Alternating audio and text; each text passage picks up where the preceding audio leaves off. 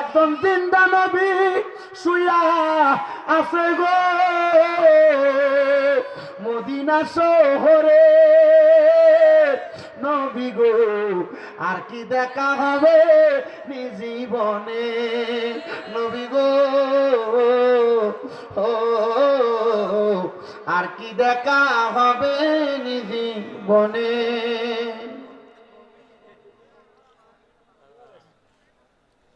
আমি যেই ওয়াজ করতেছিলাম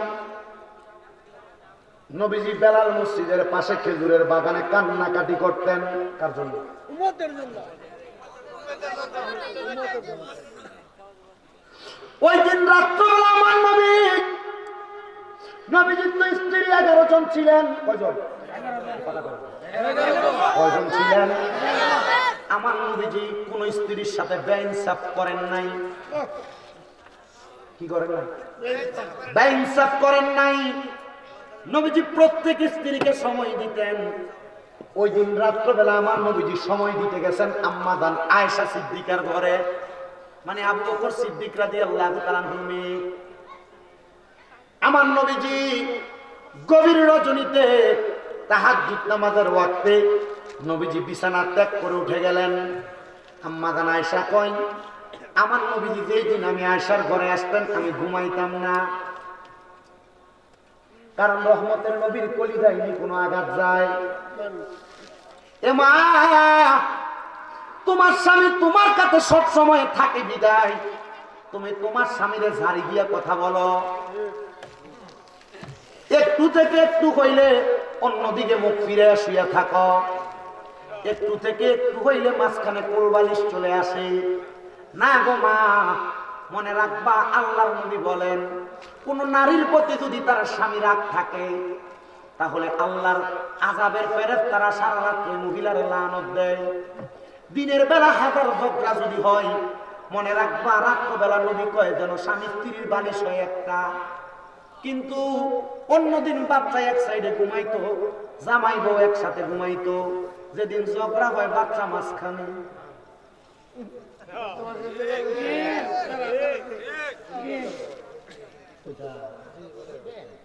কষ্ট গেছে আপনারা?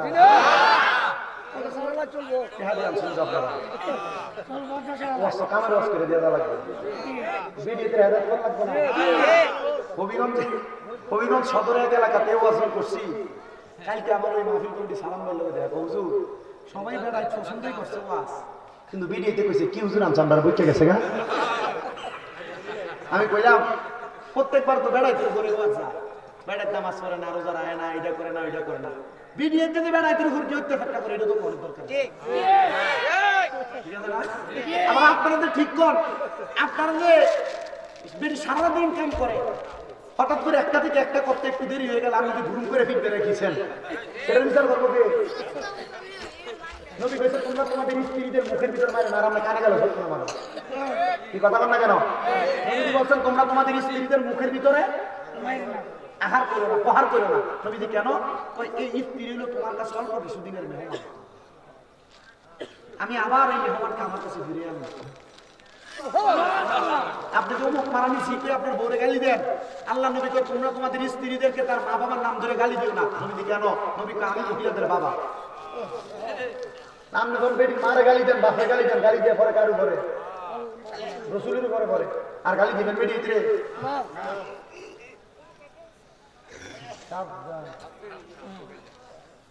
আছে না? তো আপনার জামাইকে আপনার গালি দেয়, আপনার তো খাচ্ছ আছে, মানে আপনার খাচ্ছ কেমন বালাই কথা কয় না কেন? মানে যে মহিলাদেরকে পানির সাথে তুলনা দিছে, কার সাথে? ইয়া রাসূলুল্লাহ, মহিলাদেরকে কেন পানির সাথে তুলনা দিলেন? নবী বলতেছে এই পানি যেই পাত্রে রাখে এই পাত্রে থাকে। মহিলার যেন এমন হয় যেই পাত্রে রাখে এই পাত্রে যেন থাকে। নবীজি কেন? বলে স্বামী দিয়ে একটা কথা বলতেই পারে, কথা কয় ওই ভিডিওর কোনো রাইট দেয় নাকি উচিত কথা বলবে না? ভিডিওতে আছে কি জায়গা বলো না বলে ভিডিও মারহাবা।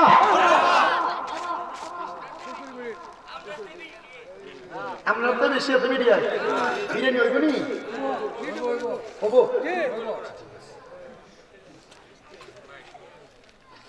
মা বোনদের কাছে আমার আবদার, স্বামীর সাথে যতটুকু ঝগড়া হোক না কেন রাত্রবেলা বিছানা আলাদা করা যাবে না। হুজুর কেন এই কথা বললেন?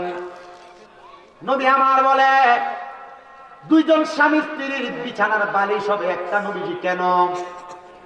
আমার নবী বলতেছেন উম্মত, স্বামী স্ত্রী রাত্রবেলা শোয়ার সময় তারা একজন আর একজনের সাথে যত লাইগা লাইগা থাকবে, পৃথিবীর যতটুক খালি জায়গা ফাঁকা জায়গা তাদের লাগার মাঝখানের পরবর্তী জায়গায় থাকবে।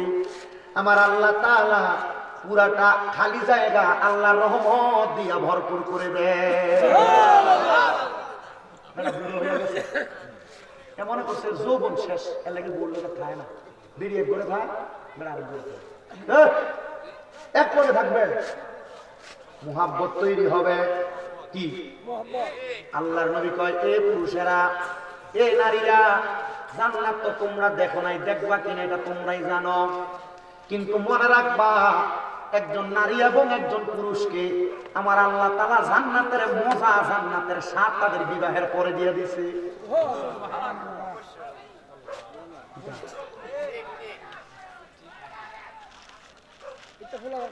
ওই কুত্তা নিয়ে ধরছি তোরা রে, তোরা একটা কামড় দিলে কুত্তারা আর একটা বাড়িয়ে দিবি কামড়।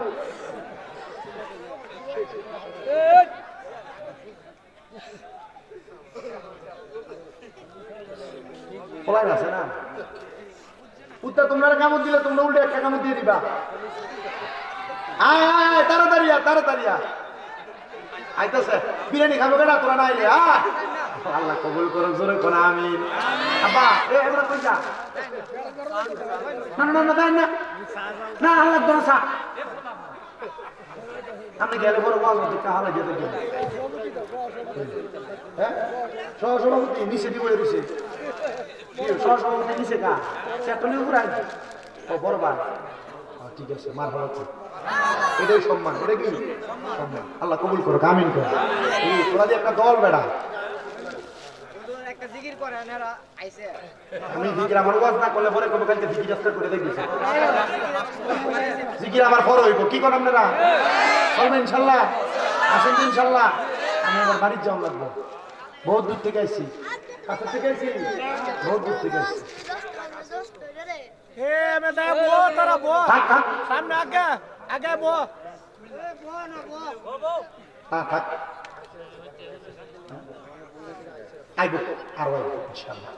আল্লাহ যেন কবুল করে, জোরে কোন আমিন। তাহলে মহিলারা মনে রাখবেন, স্বামীর সাথে যত ঝগড়া হোক না কেন রাত্রবেলা বালিশ কয়টা? জোরে কন্যা কয়টা? কোন মহিলা যদি স্বামীর সাথে ঝগড়া কইরা তার স্বামী তাকে ফিজিক্যাল রিলেশনের জন্য, মানে সাময়িক মেলামেশা করার জন্য কোন স্বামী তার স্ত্রীকে ডাক দিল, ওই স্ত্রী যদি তার স্বামীর ডাকের মধ্যে সাড়া না দেয়, আল্লাহর নবী বলতেছেন উম্মত, আল্লাহর আযাবের ফেরেশতারা সারা রাত্র ওই মহিলার লানত দেয়, গজব দেয়। এ মা, যত কিছু করেন না কেন স্বামীর সাথে রাত্রবেলা রাগান্বিত থাকা যাবে না। নবীজি বলতেছেন, যদি কোনো মহিলা চুলার মধ্যে গরম ভাত রান্না করতেছে, ভাত উতরে পড়া যাইতেছে, এমন টাইমে তার স্বামী তারে ডাক দিল, এ মহিলা, নবী বলতেছে ভাত যদি উতরে পড়া নষ্ট হয়ে যায়, ওই মহিলার জন্য তার স্বামীর ডাকে সাড়া দেওয়া আগে আবশ্যক। এজন্য আমি আমার মা বোনদের কাছে বলবো, তাকে দেখো মা আয়েশা কি বলতেছে। মা আয়েশা বলতেছে, নবীদের বাকি স্ত্রীদেরকে সময় দিয়া নবী যেই দিন আমি আয়েশার ঘরে আসতো, ওই দিন আমি আমার নবীজি ঘরে আসলে আমি ঘুমাইতাম না। ও মা, রাত্রবেলা তোমার স্বামী বাজার থেকে আসে, কাজকর্ম সাইরা আসে, তুমি জামাইয়ের একটু গরম পানিটা ঠিক মতো কইরা দাও না। জামাইকে দিনটা তো কষ্ট করে, স্বামীর পা গুলা তো একটু টিপা দাও না, মাগো মাথাটার মধ্যে তো একটু হাত বুলে দাও না। এর জন্য তো তোমার ঘরে শান্তি নাই, তোমার জামাই তোমার কথা শুনতেই পারে না, তোমার জামাইয়ের কাছে তোমার পালা কত বিষের মতো লাগে।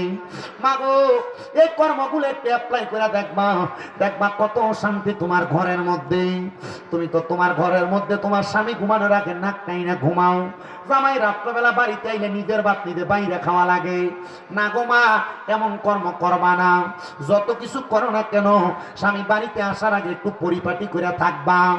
তোমার স্বামী বাড়িতে এসে দেখে সারাদিন যে মাছ করছো, চুলার ভিতরে রান্না করছো, মাথার আইসের গন্ধ তোমার গায়ের ভিতরে, চুলার ধোঁয়ার গন্ধ তোমার গায়ের ভিতরে, তখন আর ওই বেটার নিজের বউরে ভাল লাগে না, এবার পাশের বাড়ির ভাবিরে ভাল লাগে।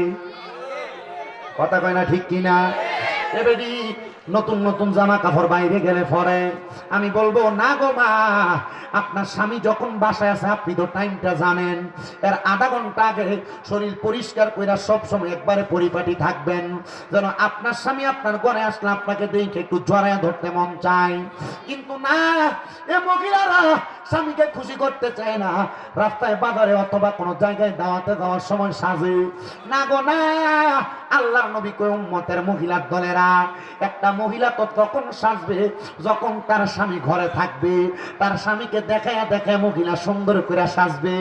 মুখে লিপস্টিক লাগাইবা, জামার সামনে একটা টিপ লাগাইয়া দেখবা, মাঝে মাঝে একটা টিপের জায়গায় দুইটা লাগাইবা, জামাই যেন তোমার দিকে তাকে একটা মুচকি হাসি দেয়। কিরে হাসি দিলেন কেন? জামাই তো নিজে কইব টিপ দি দুইটা লাগাইছ, মানে এটা আপনি দুইটা লাগাইছেন না লাগাইবেন একটা। ওই জামাই যেন দেখে খুশি হয়ে একটু হাসি দেয়। আল্লাহর নবী কয় দুনিয়ার জমিনের মধ্যে কোন স্ত্রীর প্রতি খুশি হইয়া কোন স্বামী যদি একটা হাসি দেয়, ওই স্বামী হাসি দেওয়ার পরে ওই স্বামীর যতগুলা দাঁত দেখা যায়, ওই দাঁতগুলা দিয়া রহমতের ফেরেশতারা রহমতের পানি বক্ষণ করে। জোরে কোন সুবহান। বহুত মহিলার অত্যাচারে বেড়ায় কান্দে, বহুত বেড়াইতের অত্যাচারে বহুত মেয়ে কান্দে, অনেক অশান্তি কষ্ট গেছে।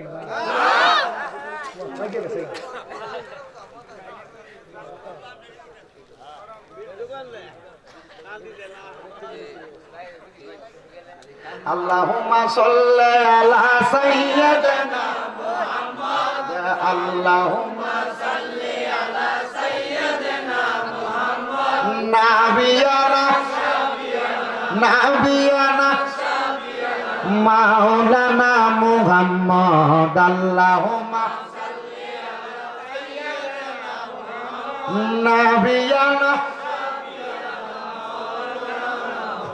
এবার আসেন, এবার বেড়াইতে ধরি।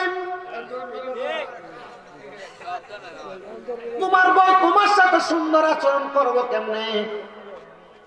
তুমি ঘরে যখন আসো সিগারেট খেয়ে মুখের ভিতরে দুর্গন্ধ বানিয়ে ঘরে যাও। কথা কেনা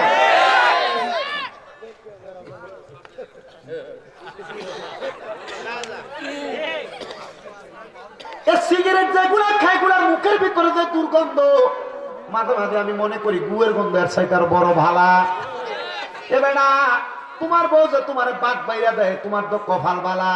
বেরিয়ে সিগারেটের এমন দুর্গন্ধ পাওয়ার কারণে খাট থেকে লাঠি দিয়ে ফালাই দেয় না, তোমার সৌভাগ্য।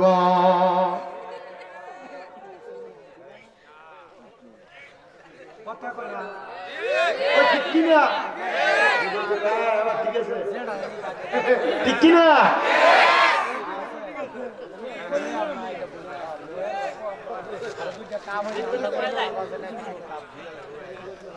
আমার মুসলমান ইমানদারের দল, তুমি যেমন দুর্গন্ধযুক্ত মুখ নিয়ে তোমার স্ত্রীর কাছে যাও, মনে রাখবা তখন তোমার স্ত্রীরা তোমার ভাল লাগে না, তোমার ছোট ভাইরে ভাল লাগে।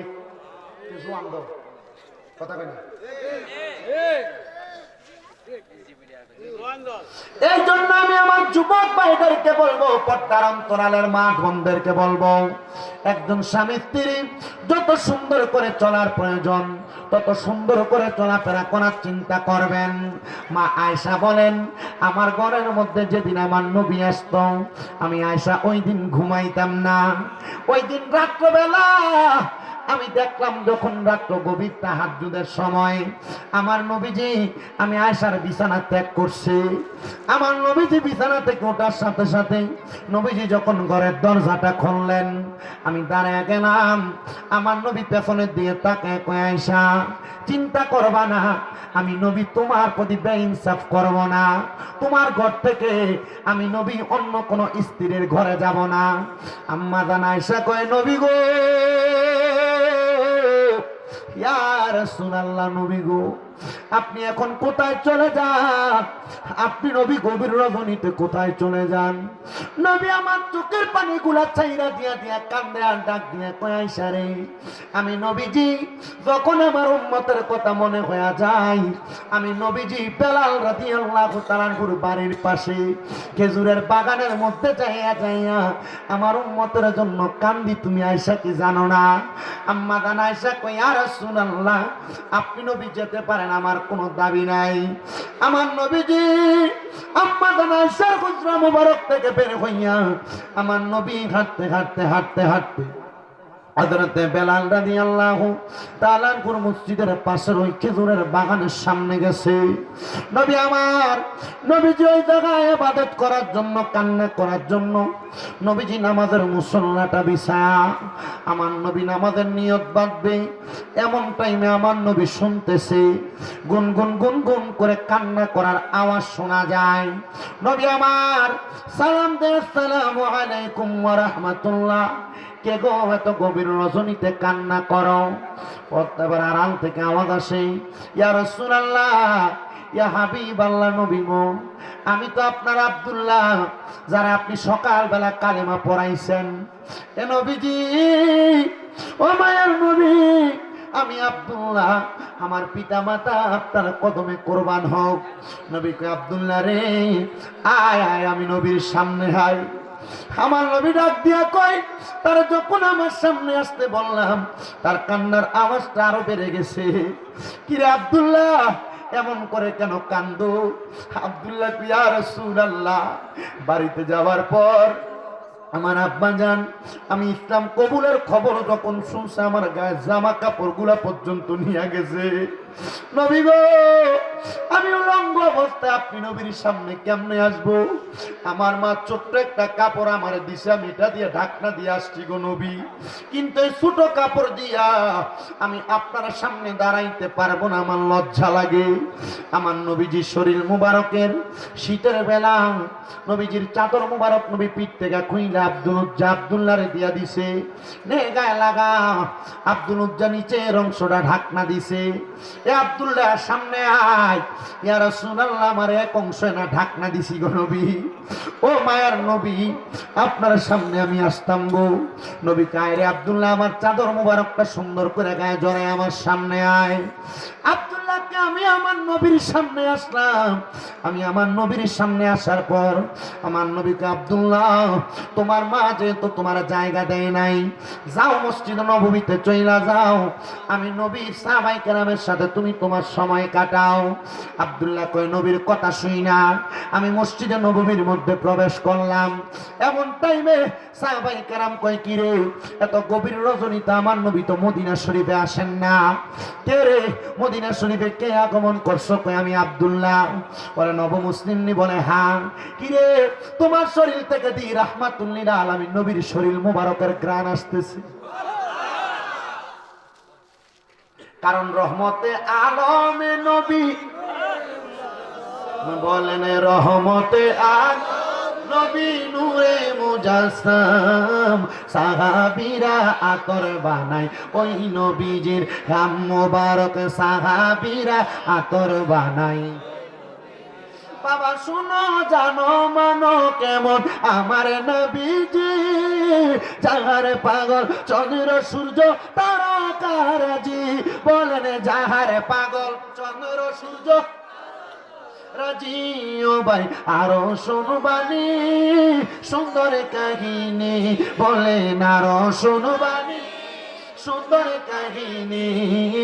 জান্নাতের রুমে রুমে লেখা নবীর নাম, রহমতে আলম নবী সাম বলেন রহমতে আলম নবী নূরে মুজাসসাম সাহাবীরা আতর বানায় বাবা উস্তুনে হান্নানা একটা খেজুর গাছের নাম যাকে দৌড়ে খুতবা দিতেন রাসূল আকরাম বলেন যাকে দৌড়ে খুতবা দিতেন রাম গাছটা নবীর বিরহে কাঁদিতে রহে গাছটা নবীর বিরহে কাঁদিতে রহে হতবাগ হইলেন যত সাহাবায়ে কেরাম বলেন রহমতে আলম নবী নূরে মুজাসসাম বলো রহমতে আলম নবী সাহাবীরা আতর বানায় ওই নবীজির ঘাম মোবারক জবান খুলে জোরে জোরে বলেন না আল্লাহু আকবার আমার মুসলমানের দলেরা ও পূর্ব পুরাতন সাগা এলাকার বাবারা বন্ধুরা কয় আমার শরীর মুবারকের মধ্যে যেই চাদর মুবারকটা দেখতে পাও এটা আমার নূরের নবী রহমাতুল লিল আলামিন নবীর চাদর মুবারক বলে কি রে এতদিন পর্যন্ত নবীর পাগল হইয়া আমার নবীর পেছনে পেছনে থাকি আমার নবী আমরারে কোনো কিছু দেয় না আব্দুল্লাহ রে ইসলাম মাত্র কবুল করলা আমার নবী তোমার চাদর দিয়া দিছে এবার আব্দুল্লাহ কয় আমার নবী খুশি হইয়া দিছে এটা আমি কবুল করলাম ও আমার সাগার বাবারা বন্ধুরা পর্দার অন্তরালের মা বোনেরা এবার হযরতে আব্দুল্লাহ যখন ওই চাদরটা পাইলেন কিছুক্ষণ পরে মদিনা শরীফের মসজিদে নববীতে ফজরের নামাজের আযান হয়ে গেছে আমার নবীজি মসজিদে নববীতে আগমন করছে নামাজটা পড়ার সাথে সাথে আমার নবী কয় আসনি কোন সাহাবায়ে কেরাম আমি নবী ডাক দিলাম যুদ্ধের ময়দানে যাইবা তাবুকের যুদ্ধে তাবুকের যুদ্ধে যাইবা সকল সাহাবায়ে কেরাম কয় লাব্বাইক ইয়া রাসূলুল্লাহ নবী গো আপনি বলছেন আমরা যাব না এমন হইতে পারে না গো নবী আপনি নবীর কথা মাইনা আমরা যুদ্ধে যাইতে প্রস্তুত আমার নবী কয় সাহাবায়ে কেরাম চলো আমার সঙ্গে এমন টাইমে আমার নবীজির সামনে দাঁড়ায় গেছে ওই নবীজির প্রথম সাহাবী হযরতে আব্দুল্লাহ ডাক দিয়া কয় ইয়া রাসূলুল্লাহ নবী গো আপনার সামনে আমি দাঁড়ায় গেলাম গো নবীজি এরে আব্দুল্লাহ তুমি কেন আমার সামনে দাঁড়াইলা নবী গো ইসলাম যেই দিন কবুল করছে আমি আমার জান ও মান ইজ্জত আপনার কদমে বিলায়া দিছি ও নবী তারা যুদ্ধে যাইব যুদ্ধে যায় তারা শহীদ হয় তারা তো শহীদের মর্যাদা পায় ও নবী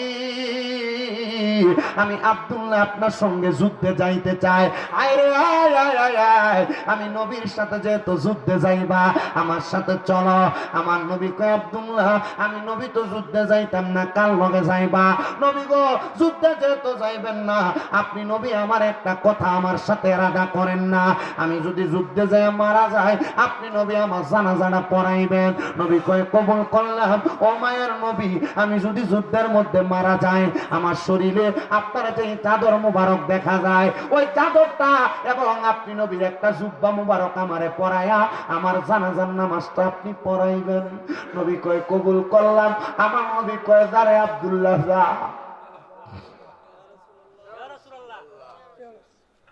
হযরত আব্দুল্লাহ যুদ্ধে গেছে নবীজি ডাক দিয়া কয় তুমি যেহেতু বলছো আমি দয়ার নবীজির পাঞ্জাবি মুবারক জুব্বা মুবারক পরবা নবীজির শরীর মুবারক থেকে নবীর জুব্বা মুবারক খুইলা আব্দুল্লাহরে পরাইয়া দিছে যা এটা তোর যুদ্ধের লেবাস আব্দুল্লাহ লেবাস লাগায়া যুদ্ধের ময়দানে যায় যুদ্ধ করবে আল্লাহর কি কুদরতের খেলা ওই জায়গার মধ্যে হযরত আব্দুল্লাহর ইন্তেকাল শহীদ হয়ে গেছে তারা রানা হইল মদিনায় হযরত আব্দুল্লাহরে কাফন দিবে কিন্তু আব্দুল্লাহ বলছিল নবীজি আপনি নবী আমার জানাজা পড়াইবেন আমার কাফন পরাইবেন আমারে কবরের মধ্যে নামাইয়া দিবেন ওরে বাজারের সাদা মার্কিন আমার অঙ্গে না লাগায়ো মুর্শিদ তোমার গায়ের পুরান চাদর দিয়া আমার কাফন পরাই দিও যাইতে আমায় সঙ্গে নিও বলেন আর কোন দর চাই না মুর্শিদ আর কোন দর চাই না মুর্শিদ যাইতে আমায় সঙ্গে ওরে যাইতে আমায় সঙ্গে নিও সাহাবায়ে কেরাম তাকে দেখে আমার নবী নিজে আব্দুল্লাহরে গোসল দেয়। আমার নবী রহমতের নবীজি যুদ্ধে আহত পুরান জামাটা দিয়ে আব্দুল্লাহর কাফন পরিয়ে দিছে। সব সাহাবী কয় নবীজির একটা চাদর ও তার গায়ের মধ্যে, নবীজির একটা জুব্বা তার গায়ের মধ্যে, যারা এখন থেকে তার নাম আর আব্দুল্লাহ না, তার নাম সাহাবায়ে কেরাম রাখছে আব্দুল্লাহ জুল জুব্বাতাইন। দুই জুব্বার মালিক, কথা কয় না, কয় জুব্বার মালিক? নবীর দুই জুব্বা পায়া আল্লাহর নবীর সাহাবায়ে কেরাম উপাধি দিছে আব্দুল্লাহ জুল জুব্বাতাইন, মানে দুই জুব্বার মালিক আব্দুল্লাহ। এবার আব্দুল্লাহ যখন ইন্তেকাল করার পরে, শাহাদাত বরণ করার পরে আমার নবী জানাজাটা পড়াইছে। জানাজাটা পড়ায়া আমার নূরের নবী রাহমাতুল লিল আলামিন নবী নিজে হযরত আব্দুল্লাহর কবরে নামছে। আমি জানতে চাই যে এই কবরে নবীর কদম লাগছে, ওই কবরে মুনকার নকির আইব কেমনে বেটা? না না না, ওই কবরে নবী আইব, এটা সুন্নিদের বিশ্বাস, সুন্নিদের আকীদা। আর আমরার কবরে নবী আইব আমরা উম্মতের তরায়া নিয়ে জান্নাতি বানানোর লাগা। কথা বলেন ঠিক কিনা? ও বন্ধুরে, আমার নবী হযরত আব্দুল্লাহর দাফন কইরা আমার নবীজি যখন কবরের মধ্যে থেকে উঠে আসছে, নবীজি যখন কবরের মধ্যে মাটি গুলা দিলেন, দেওয়ার পরে সাহাবায়ে কেরাম কয় এই কবরের মানুষ কত ভাগ্যবান, আমার নবীজির শরীর মুবারকের স্পর্শ পাইছে। এই কবরের মানুষ কত ভাগ্যবান, আমার নবীজির শরীর মুবারকের টাচ পাইছে, আমার নবীজির শরীরের কাপড় মুবারক দিয়ে তার কাফন হইছে। সবাই ভাগ্যবান কয়, ভাগ্যবান কয়। আর আমার নবী কয় এ সাহাবায়ে কেরাম তোমরা শুইনা রাখো, শুইনা রাখো, আমার কলিজার টুকরা আব্দুল্লাহ জুল জুব্বাতাইন যে কবরে গেছে, আমি দেখতে পাইলাম এই কবরের মধ্যে রহমতের ফেরেশতারা আমার আব্দুল্লাহরে গ্রহণ করার জন্য দাঁড়িয়ে রইছে। জবান খুলে জোরে জোরে বলেন সুবহানাল্লাহ, আর মুহাব্বতের আওয়াজে কোন সুবহানাল্লাহ। ও গো দয়ার নবীজি আপনাকে ভালোবাসি, ও গো দয়ার নবীজি আপনাকে ভালোবাসি, একবার দেখা দাও নবীজি বলেন, একবার নবীজি দেখিব নয়ন ভরে, হৃদয় উজাড় করে দেখি, ওগো মায়ার নবীজি বলেন হৃদয় উজাড় করে দেখি, ওগো মায়ার নবী। মুসলমান ও আমার সাগায়ার বাবারা, পর্দার অন্তরালের মা বোনেরা, আব্দুল্লাহর যখন আমার নবীজি কাফন পরে দাফন করে দিছে, সাহাবায়ে কেরাম যার যেমন বাড়িতে চলে গেছে, এমন টাইমে আমার নবীজির মসজিদে নববীর মধ্যে আল্লাহর নবীর একজন সাহাবী ছিল, যার নাম হযরত সালমান ফারসি রাদিয়াল্লাহু তাআলা আনহু, যার বয়স 200 বছরের চাইতে বেশি ছিল।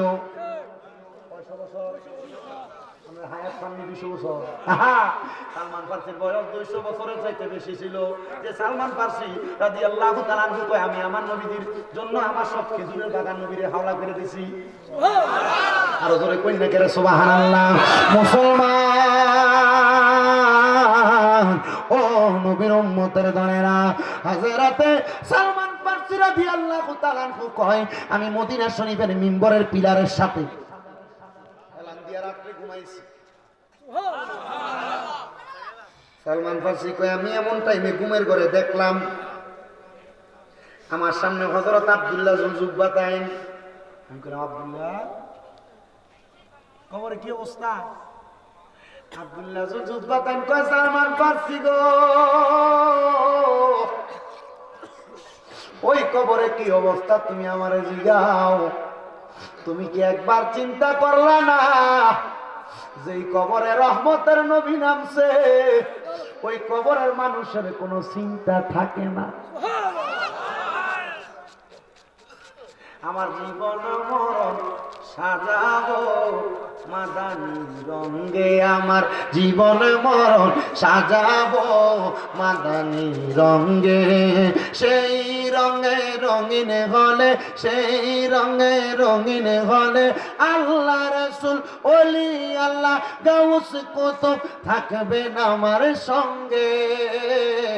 আমার জীবন মরণ সাজাবো মাদানী রঙে, আমার জীবন মরণ সাজাবো মাদানী রঙে। মাদানী রং হলো সকল সুখের বাতি, ওই রঙে না মাখিলে হবে না জান্নাতি। ওই রঙের লাগলে ছোঁয়া ইয়া রাসূলুল্লাহ, ওই রঙের লাগলে ছোঁয়া ভুলে যাবে ভেঙ্গে। আল্লাহ রাসূল থাকবেন আমার সঙ্গে, আমার জীবনে মরণ সাজাবো মাদানী রঙে। এ আমার সাগায়ার বাবারা, ও সাগায়ার পর্দার অন্তরালের মা বোনেরা, নবীর সাহাবী হযরত সালমান ফারসি তো নবীর কলিজার টুকরা আব্দুল্লাহ যুলজুবরাতাইনের স্বপ্ন দেখা তার জান্নাতের খবর নিতে পারছে। আমি জানি না আজকের এই পুরাতন সাগায়ার মাহফিলে কে জানি তার মারে মাটি দিয়ে হাত বাড়াইছে, কে জানি তার বাবারে কবর দেশে শোয়া দিয়া মাহফিলে বসছে। আমি জানি না রে পর্দার অন্তরালে কোন মহিলাটা জানি তার বাবারে কবর দিয়ে আজকের মাহফিল শুনতাছে। আমি জানি না কোন মহিলা জানি তার মারে হারে মাহফিল শুনতাছে। এ মা,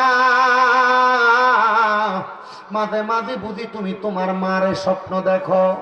এ বয়স্ক বাবারা, এ যুবক ভাইয়েরা, মাঝে মাঝে বুঝি আব্বারে তুমি স্বপ্ন দেখো।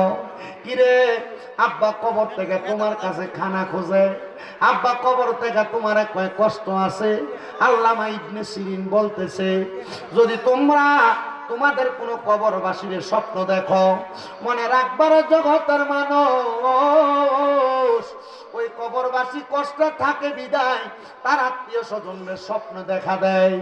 ওই সময় যদি তুমি তোমার মারে বাপরে দাদারে দাদিরে নানারে নানিরে স্বপ্ন দেখো, আল্লাহর কাছে দোয়া করবাই, আল্লাহ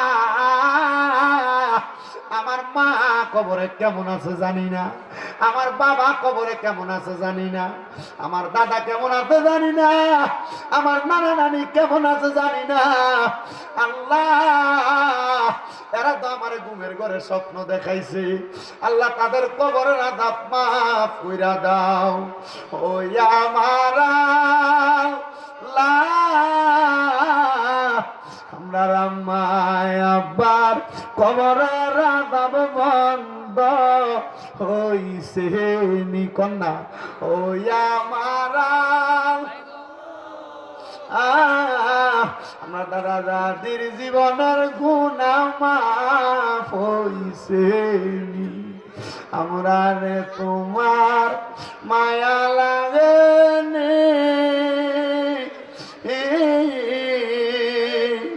আমরা রে তুমি কবুল করছো।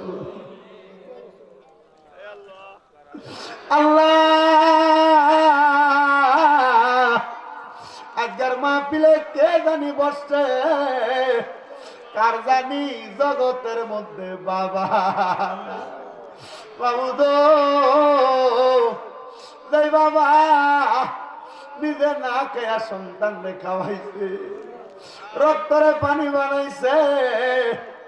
বিদেশের বাড়িতে কত প্রবাসী বাবারা তাদের সন্তানরে খাওয়াইবার লাগা কষ্ট করে ৪৪ ডিগ্রি রোদ্রি সৌদি আরবের তাপটি মাথায় লয়, বড় বড় পাথর গুলা টাইলস গুলা মাথার মধ্যে লয়। আব্বা নিজে খায় না, আল্লাহ কার জানি এমন আব্বা অন্ধকার কবর।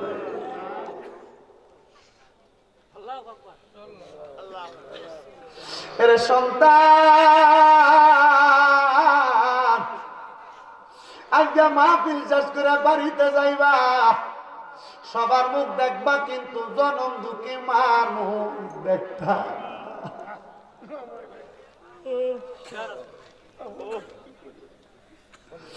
আল্লাহ যেই মা রাত্রে বাড়িতে যাইতে গভীর হইলে বাবার বারবার কত রাস্তা ডাকে দেখেন না আমার শিক্ষা নিয়ে সকালবেলা মা পান্তা ভাত গুলা খাইতো না, রাইকা দিত আমার পুতের ওই যে দিয়াইলে পানি ভাত গুলা খাইলে কলজাটা ঠান্ডা হইব। এমন আম্মায় আব্বা কয় বরে আর আযাবে দিও না, কন্যায় এমন আম্মায় আব্বার কয় বরে আর আযাবে আম্মায় আব্বা চইলা গেছে আল্লাহ জালার পা লাইয়া তারার রাই খাব গেছে কান্দিবার লাগিয়া। কত আদর করছেন মাগো, মাগো দুধ কলা খাওয়াইয়া, এখন কেমনে শুইয়া রইছেন কবরে যাইয়া।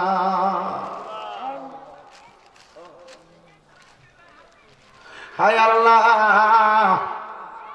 কত সন্তান ওই মার মনে কষ্ট দিছে, কত সন্তান ওই বাবার মনে কষ্ট দিছে, ওই বাবারা দমক দিছে।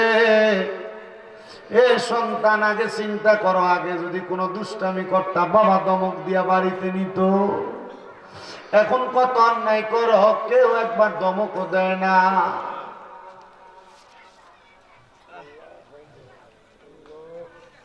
আজকে পর্দার অন্তরালে কত মাইয়া সাগে আর মাহফিলে আসতে, অন্য বছর বাবার বাড়িতে আসলে বাড়িতে আইলে আব্বারে দেখছে, আজকে আব্বা নাই। বাড়িতে আসলে মারে দেখছে, আজকে তার আর মা নাই। কিরে আব্বারা, চোখের পানি বুঝি তোমার পরে, কারণ মারে একবার মা কইয়া ডাকতে পারো না।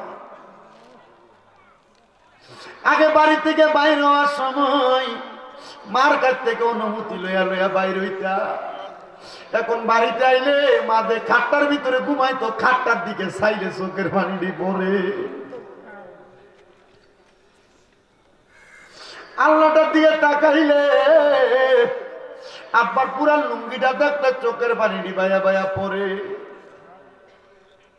এ পুরাতন সাগে আর বাবারা, আমার এমন অনেক সন্তান আছে ওই মা বাবার মতো রত্ন বাচ্চা রয়েছে, কিন্তু এটিরে যত্ন করে না। অনেক সন্তান ভাইয়ে ভাইয়ে ঝগড়া করে মা বাপরে আলাদা করে দিছ। তোমার বউ তোমারে বলছে তুমি কি এক কাতার আর ফুটনি আরো 2-3 ভাই আছে, তারা কেন খাওয়ায় না? বউয়ের কান পড়া শুই না মা বাপরে জুদা করে দিছ। তোমার মতো বোকা এই পৃথিবীর জমিনে আর কেউ নাই। নবী কয় কোন সন্তান যদি মা বাবার পেছনে 1 দিরহাম খরচ করে, আল্লাহ তাআলা কাল কিয়ামতের ময়দানে তার এটা লাখ লাখ গুণ সওয়াব দিয়া পরিপূর্ণ করে দিব। এ বিডিয়া শ্বশুর শাশুড়ি যদি দুধা খায়, এখান থেকে বাড়িতে শ্বশুর শাশুড়ি ফাঁয় ধরে লইবা। মনে রাখবা তোমার জামের কামাই যদি তার মা বাপ খায়, তোমার জামাই লস হইতো না, লাভ হইব। এ পোলাপান কেউ যদি তোমার মা বাপরে জুদা করে দিয়া থাকো, এখান থেকে বাড়ির যে আব্বার পায়ে ধরবা, মার পায়ে ধরবা, ধরে কইবা মা আল্লাহর রাস্তে আমারে মাফ করে দেন, আপনারে জুদা করে দিছি। আব্বা আমারে মাফ করে দেন, আপনারে জুদা করে দিছি। আব্বা আম্মা বুড়া হওয়ার পরে চোখ শরমে ফুতের কাছে কোনো কিছু খাইতে মন চাইলেও খুঁজে না। কি লাগে রে খুঁজো না গো মা? মা বাপ কয় খুঁজতাম কেমনে? ফুতে যদি চাইলে একটা ধমক দেয়, এই জন্য আমি খুঁজি না। এটা কিয়ামতের আলামত। নবী কয় কিয়ামতের আগে মা বাপ ফুতের বর ডরাইবো। নবী গো কেন ডরাইবো? আমার নবী কয় মা বাপ সন্তানের কামাই করবো, এই জন্য ডরাইবো।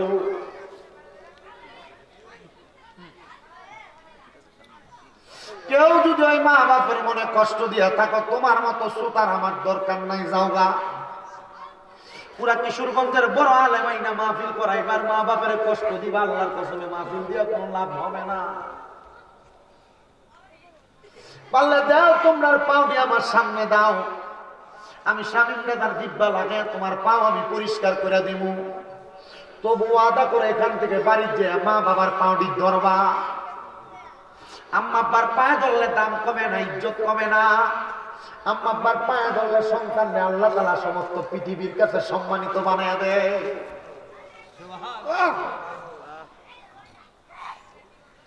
আজকের মাহফিল কবুল হবে কি হবে না এটার গ্যারান্টি কেউ দিতে পারবে না।